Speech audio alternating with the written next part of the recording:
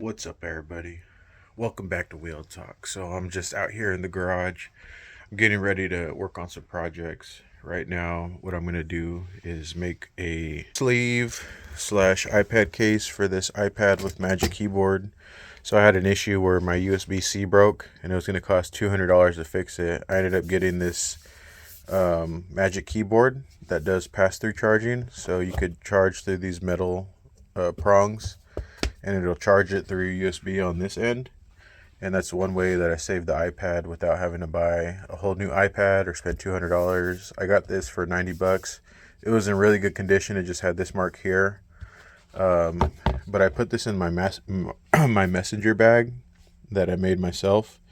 And what I found is that it's starting to stain the edges with the dye. You could barely see it. It's kind of annoying me because I can't remove it.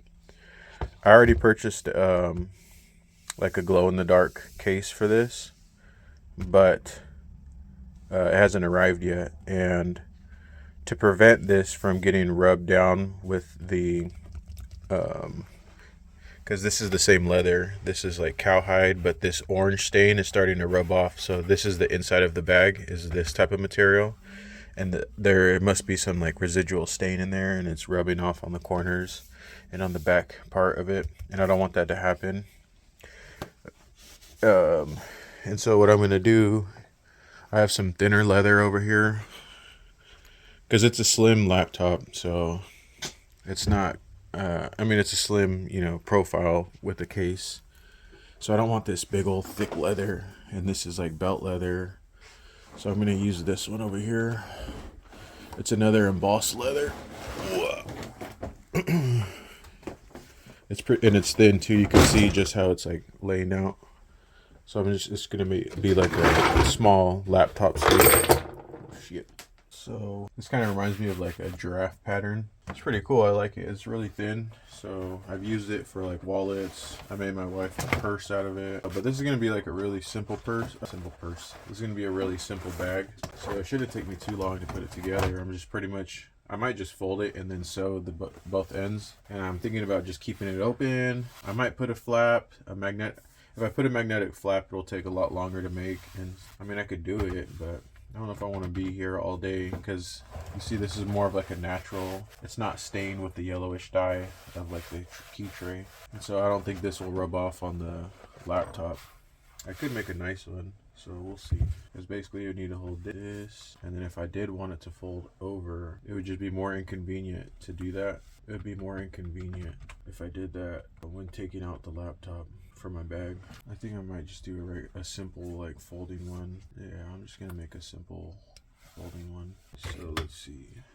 I could make it 11 inches. It's weird. If I make it 11 inches, I'm gonna sew it inside out. So if I make it 11 inches wide, and it's about 8 inches. So if I make it, what I could do is just cut out 11 inches wide first. I'm gonna try and get like a straight edge first. So the cool thing is, never mind, I'll save this topic I'll make a separate video about this, but I'm getting ready to start a business. Actually, for making these videos, I started looking at my old signs and I was like, that was a good idea. The one that I had, hold on, let me focus because I just messed up. Where's my razor? Damn it. I think it's inside. Shit. Use this little one. Shit. I'll be right back. I'm gonna go get that razor. Even this is gonna be tough to make a straight edge. Let's see. This isn't gonna work. How can I make it where I have a straight edge? Pretty good. And this is about 2 feet. And then this way will be, I said 11 inches, which will be till here. So what I could do is just cut the rest. Let me see. I don't want to mess nothing up. I don't want to mess with my razor blade. Anyways, what I was saying is I'm getting ready to start a business. Last year I was already thinking about it, and then I kind of like talked myself out of it, and I decided to go back to school. I'm going to do both. So I'm doing my master's degree, but I'm also going to pursue the business to see, could I make a successful business? So I had already got my website and my business name and logo, and I filed the DBA, and I got my business checking account, so I have everything pretty much set. and I just filed my license with the city that I'm in. And the person who was helping me, she said that her boss, which is like the person who does like the parks, said that he may want me for, like, may need to use me for services for the city parks, which would be really good for me because that'd be like my first customer, and it's like a big customer, so that'd be good. And so that kind of motivated me. Pretty much I have everything set up. I have a Facebook profile, I have my website, and the website's linked to a CRM tool, and it's like customer relationship manager tool. I mean, we'll see, because business is a poop scooper business. And it's called Scooby-Doo. Number 1 for number 2. Okay, so now I need to make this 11 inches wide. So 11 inches. I mean, you know what? I could make it 12 inches too. I might just do 12 inches. And I could just put the stitching more inwards. So let me see. I'm gonna do this. I think I'm gonna cut off the excess. The challenge is to do these wider pieces. Let's try to make it more manageable. The leather moved. I mean the roller moved, but it's alright. I'm just doing rough cuts to get this down to a more manageable length. I almost got out of the leather making business or hobby. I don't know, I kind of just lost touch with it pretty quickly, and then I got motivated again because I was like, man, I don't want to waste all the leather that I already bought. And then I started making that messenger bag, and then I got back into it. Man, it motivated me again. I'm gonna give, so there's someone in school. He said he's getting into leather making, so I'm gonna give him some leather scraps. Because I could make but then it's like having a messenger bag within a messenger bag. You know, because then I'm gonna have to unflap my messenger bag. And then I have to open this too. That's why I want to just make it a slim profile that I could slide. It's kind of like a sleeve. I think that's what I'm gonna do. But I'm trying to think if I should make it all one piece or two pieces. I'm trying to think. Because pretty much I could keep the bottom like this and then just make it all nice and square and then just sew these two pieces together, which would make it actually really simple. I might try that just to see the style difference, because with my other ones, usually what I'll do is I'll actually cut this off and then I'll put both pieces inside out, like facing each other, and I'll stitch around where I want the stitch to go, and then I'll fold it back right side out. So you're basically like creating the bag inside out. I mean, from my experience, it kind of looks better usually than just straight up sewing sides. But for this project, I think it'll be fine. Let's see, I'm trying to make this square, and that'll make this a really quick project. It's just 2 stitches going down. I could sew it inside out still. Never mind, I can't, but we'll see. Where's the tablet? I'm kind of just eyeballing this to be square, so it looks really square. Damn it. I knew I should have made it a little bit bigger. Damn it. I'm gonna have to do this again. I'm getting lazy. This is gonna be too tight.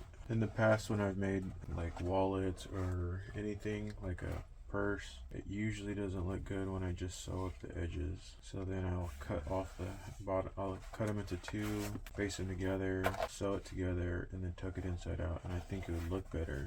It's like more clean and professional. I think I'm gonna do that. So before I do that, edges together to round off all the edges. Man, this is 17, almost exactly. Hopefully this looks close enough. It's been a while since I've sewed, but all of these skills, they're kind of like riding a bike. The thing is, I brought that up because I haven't used my clips quite some time, so I don't know where they're all at. I'm gonna need more than this. There. Yeah, I should have made this a little bit bigger. It sucks. And I probably should make a template now that I already have it all cut. If it does end up fitting. I mean, it would be good actually for just the tablet by itself, but shit. Let me find a piece of cardboard. I might go in the house. I don't recommend this soda. So I know for sure this will fit an 11-inch iPad. So I might as well just, I took all the time to measure it out and get it all nice. I might as well just trace the template real quick. So for everything I make after my first project, which was, I think the first thing I made was a wallet, and then I made a journal. I didn't make templates for either of those, and after that I'm like, nah, I need to make templates, because the part that takes the longest is making the design.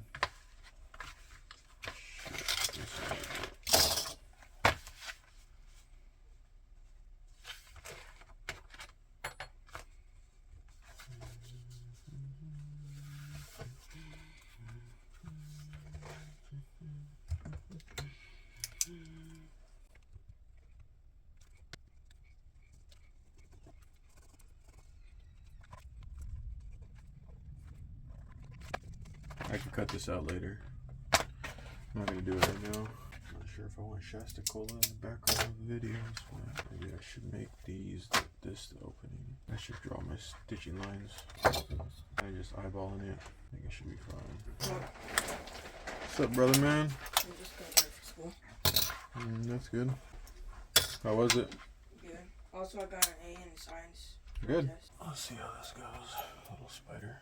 So this is the Chinese leather shoe patcher from Amazon. I think it's around $100, and there's like a lot of, I don't know, there's a lot of feedback online and outside. I think I'm an easy to please customer, and when you go from like hand stitching to this, it's like it works wonders. Like you have more control over how your stitches look.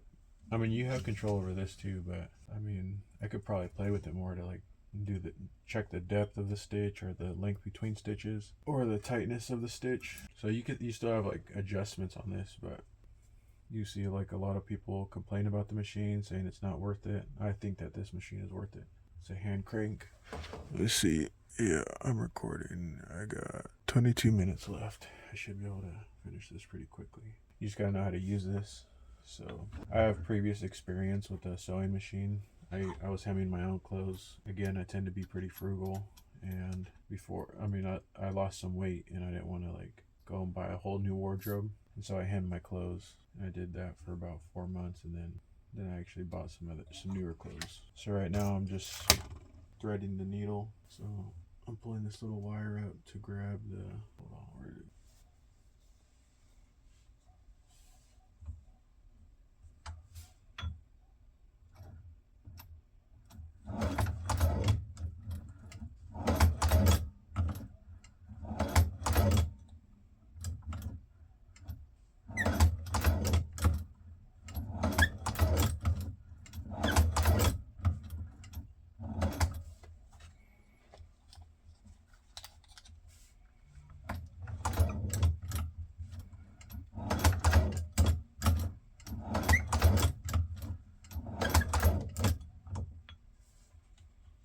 I usually double stitch, so I'll go through all of the same holes twice.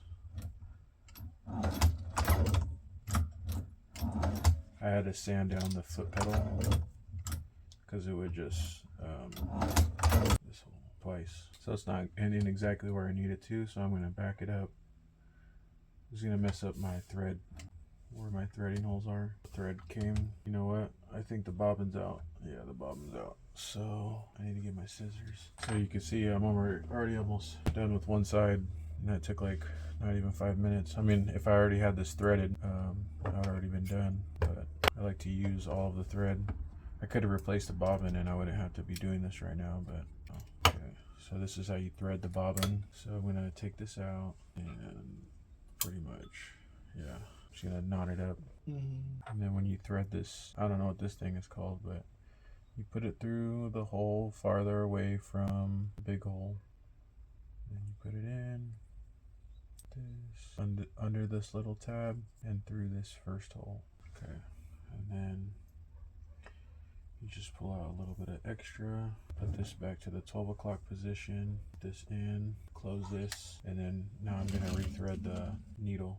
It goes down, around, I think I'll use the first one, and then I go up, and then down, and then I go. You just heard me talking to myself. I was thinking about the whole group I know and my old job got laid off.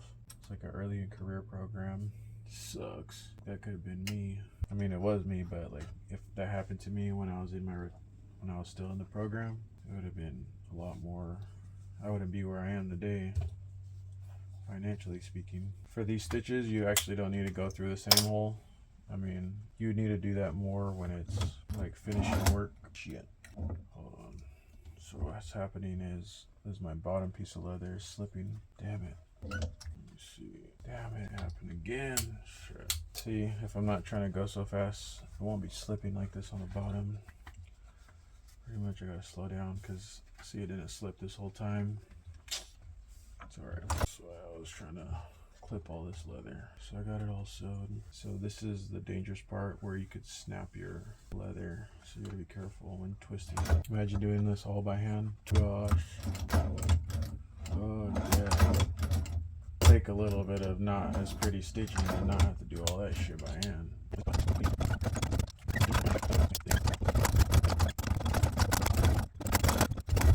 And you won't even see this stitching. Now I'm just gonna back stitch a couple. So I know if someone were ever to watch this, they'd say you didn't back stitch. So there you go. It's triple stitched. That's a way stronger stitch than I would have gotten if I did that by hand, because I'm not gonna triple stitch it by hand. Yeah, they have thicker thread, but this is perfectly fine. The initial one. So I'm not like ashamed that the stitches aren't perfect. I don't really care, because like I said, you're not gonna see them. And this stitch is the one. First one.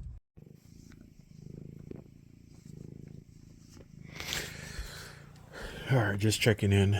So when you make the bags like this, when you have to unfold them, because this is how the bag ended up coming out. It looks pretty good. So it's actually too small for my tablet. I didn't measure big enough, but it's all right because I could use this for like an organizing bag within my other messenger bag. So I'll probably cut a little leather strip to like tie a string around, kind of like a pencil bag or something, and then I could use that. Like I'm not wasting this, you know, so I'll use that later. I'm gonna make another one. I'll check in after I finish the other one. I'm probably gonna make it like 14 inches. That should be big enough.